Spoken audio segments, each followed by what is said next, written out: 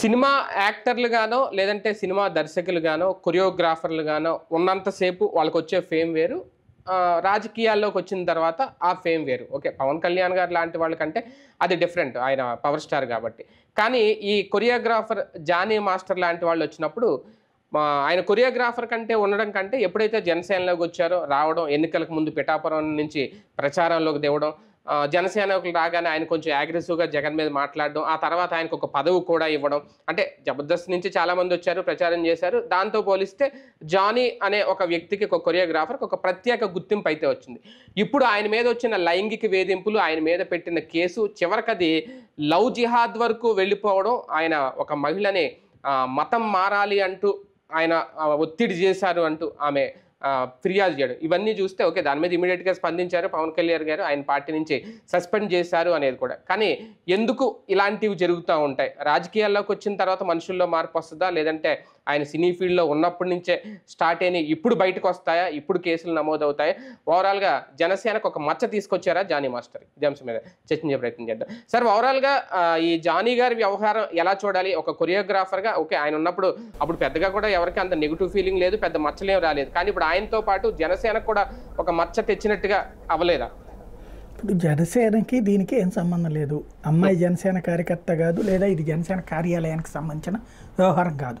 కానీ అవును, దాంట్లో ఉన్నప్పుడు అది వచ్చిన కాన్సెప్ట్ ఏంటి అక్కడ తన సినిమాకి సంబంధించి ఈయన ఇందులో ఒక పని చేసి పెట్టాడు పార్టీ. అంత మాత్రాన అది జనసేనకి ఎట్లా ముడిపెడతాం? బేసిక్గా అక్కడ వచ్చిన ఆరోపణ కానీ అదంతా సినీ రంగానికి సంబంధించి. ఇక్కడ రాజకీయాన్ని పక్కన పెట్టేయాలి. వాస్తవంగా వైసీపీ వాళ్ళు ట్రోల్ చేస్తారు, అది మనం ఆ ట్రాప్లోకి వెళ్ళక్కర్లేదు. ఇందులో చూడాల్సింది సినిమా రంగానికి సంబంధించినటువంటి అంశం.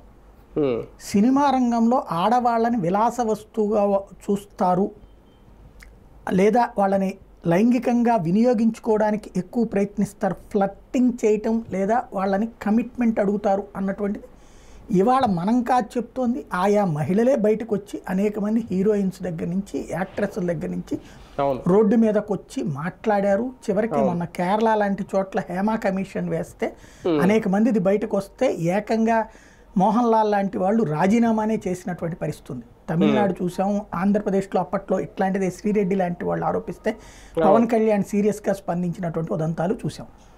ఎన్నిసార్లు మాట్లాడినా, ఎన్నిసార్లు గొడవ జరిగినా అది తాత్కాలిక రచ్చగా మిగిలిపోతోంది తప్పించి సినీ రంగంలో ఆడవాళ్ళని ఒక ప్రొఫెషనల్ ఆర్టిస్టులుగా చూడట్లేదు అనేటటువంటి దానికి సాక్ష్యం అవుతుంది. ఆడతనం, అందం, ఈ రెండింటిని వాడుకోవాలన్నటువంటి ప్రయత్నం సహజంగా సొసైటీలో ఒక దుర్మార్గపు ఆలోచన ఉంటుంది. మగవాడి నైజంలో ఆడవాళ్ల పట్ల అంటే మనం పెరిగే క్రమాన్ని బట్టి ఉంటుంది. మనం పెరిగే క్రమంలో మనకి తల్లిదండ్రులు నేర్పేది. ఇప్పుడు మా చిన్నప్పుడు మా అమ్మ వాళ్ళు ఎక్కడికైనా తీసుకెళ్తే, లేదా పెరిగే వయసులో, యుక్త వయసులో కూడా ఏ ఇంట్లో వాళ్ళకి తీసుకెళ్ళినా మాకు చెప్పే పదం ఏంటి? అక్కతో మాట్లాడు, పిన్నితో మాట్లాడు, చెల్లితో మాట్లాడు, ఇట్లా. ఇది చూసినప్పుడు అప్పుడు వాళ్ళని మన సోదరిగా భావిస్తాం. సహజంగా ఉండేటటువంటి మెంటాలిటీ, అంటే మనం పెరిగే క్రమంలో వచ్చేటటువంటి గుణం అది. అలా కాకుండా ఈ మధ్య కాలంలో జరుగుతున్నటువంటిది ఏంటి అంటే ఇది సంప్రదాయ జీవన విధానానికి సంబంధించిన పరిణామక్రమం. అలా కాకపోతే ఏమైపోతుందంటే ఇప్పుడు జోష్, ఎంజాయ్, ఇందులో మనం కొన్ని ప్రోగ్రాములు చూస్తుంటాం ఈ టీవీల్లో, వీటిట్లో వచ్చే ప్రోగ్రాముల్లో ఒక యాక్ట్రెస్ కనుక ఇంకొక యాక్టర్ని అన్న అంటే కనుక దానికి వాళ్ళు వేసే మ్యూజిక్ సెటైరు, ఫర్ ఎగ్జాంపుల్ జబర్దస్త్లో చూస్తుంటాం, లేదా డీ ప్రోగ్రాంలో చూస్తాం. ఎవరో ఒక అమ్మాయిని ఫ్లర్ట్ చేస్తాడు అక్కడ ఇంకొక యాక్టర్, ఇంకొక జబర్దస్త్ యాక్టరో లేకపోతే ఒక కమెడియన్నో ఒక డాన్సరో. ఫ్లర్ట్ అది ఓపెన్గా ఫ్లర్టింగ్ నడుస్తుంది అక్కడ. ఆ ప్రోగ్రామ్ చూడండి, ఓపెన్ ఫ్లర్టింగ్. అందులో ఉన్న జడ్జిల్ని ఫ్లర్ట్ చేస్తున్నారు, యాక్టర్లని ఫ్లర్ట్ చేస్తున్నారు, మాటల్లోనూ open double meaning. Double meaning అది ఓపెన్ అయిపోతున్నారు. నాకు కమిట్మెంట్ కావాలి అని ప్రోగ్రాముల్లోనే అడిగేస్తున్నారు. కామెడీ అంటే అది కాదు కదా. కామెడీ అంటే నవ్వించడమా? నవ్వించడం అంటే ఇదే బాడీ షేమింగ్ ఇదివరకు. ఇప్పుడు ఫ్లర్టింగ్, ఓపెన్ ఫ్లర్టింగ్. ఈ అన్ని ఛానళ్లలో వస్తున్నటువంటి కామెడీ ప్రోగ్రాముల యొక్క ప్రధాన కాన్సెప్ట్ అదే నడుస్తుంది.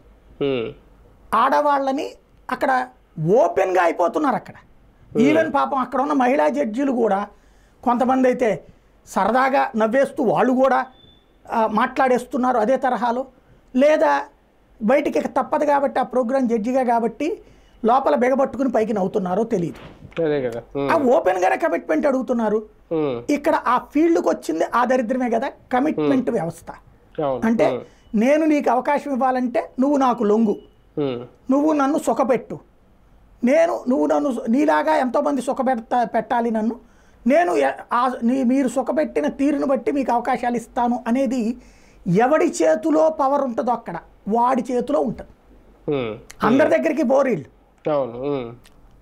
వీళ్ళ యొక్క అశక్తత లేదా వీళ్ళకు ఉన్నటువంటి ఇష్టాన్ని ఫీల్డ్ మీద ఇష్టాన్ని అడ్డు పెట్టుకుని కొంతమంది చేసేవాళ్ళు ఉంటారు. ఏది మధ్యలో వాళ్ళు అది దగులుబాజీ బ్యాచ్, అది వేరే. అలా కాకుండా పెద్ద స్థాయిలో వాడుకుంటారా లేదా ఇది ఎప్పటికప్పుడు అబ్బెబ్బే లేదు అని మాట్లాడుతుంటారు, అవునని అప్పుడప్పుడు ఉదంతాలు కనబడుతుంటాయి. మనం ఏంటంటే యాక్టర్ల మీద ప్రేమ,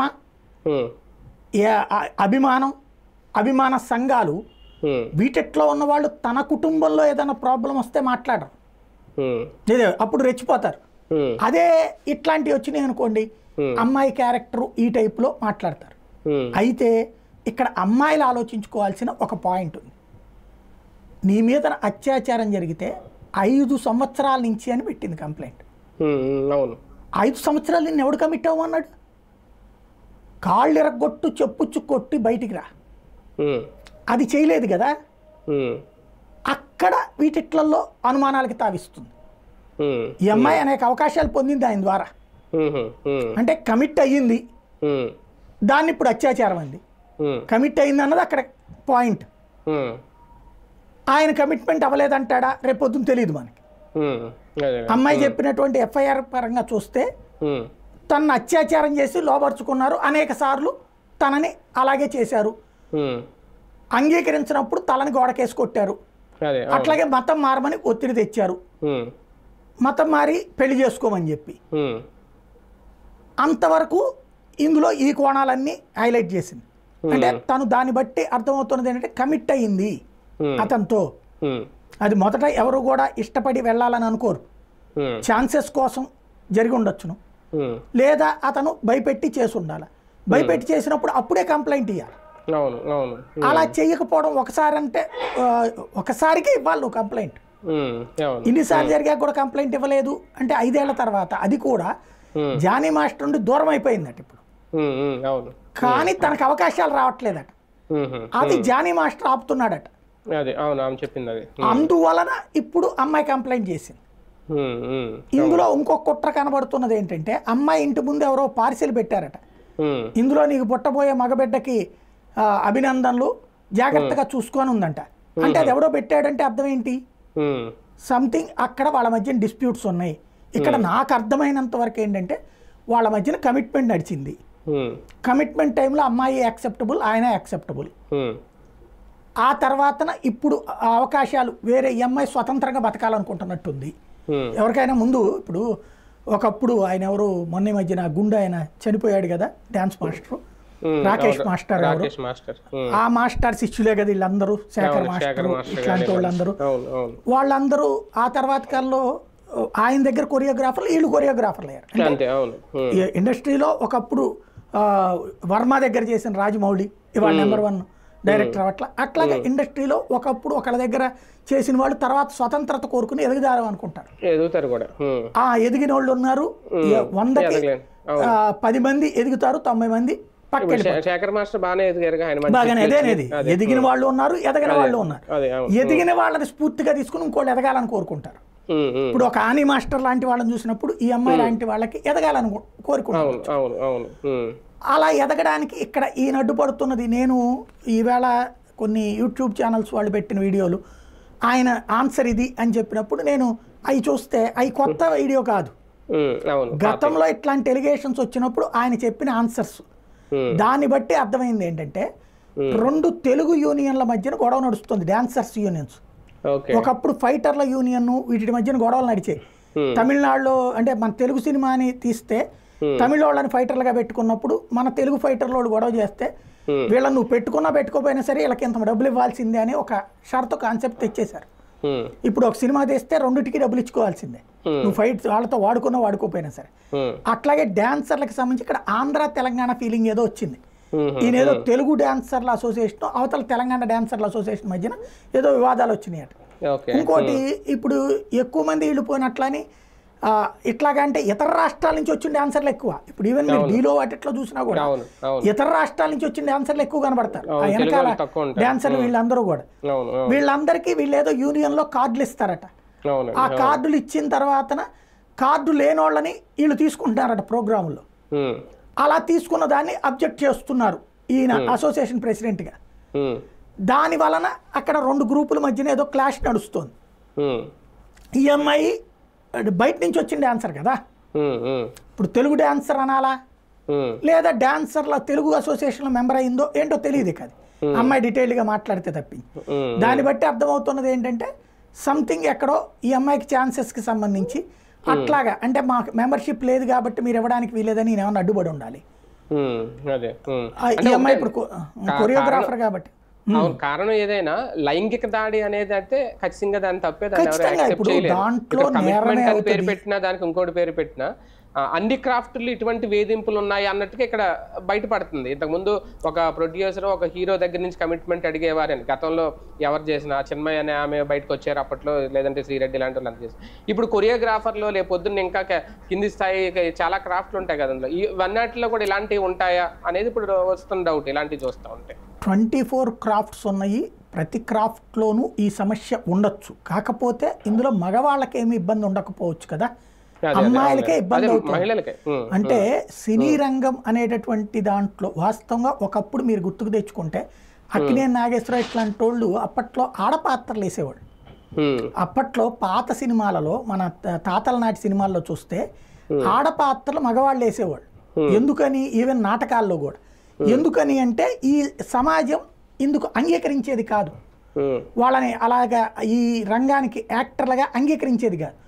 ఆ దశ నుండి తర్వాత కాలంలో భానుమతి లాంటి వాళ్ళ లేకపోతే సావిత్రి లాంటి వాళ్ళ ఇట్లాంటి వాళ్ళు రావడం ప్రారంభమైంది సినీ రంగం. అప్పుడు వాళ్ళ జోలికి వెళ్ళేవాళ్ళు కాదు. ఆనాడు ఎట్లాంటి ప్రాబ్లం లేదు.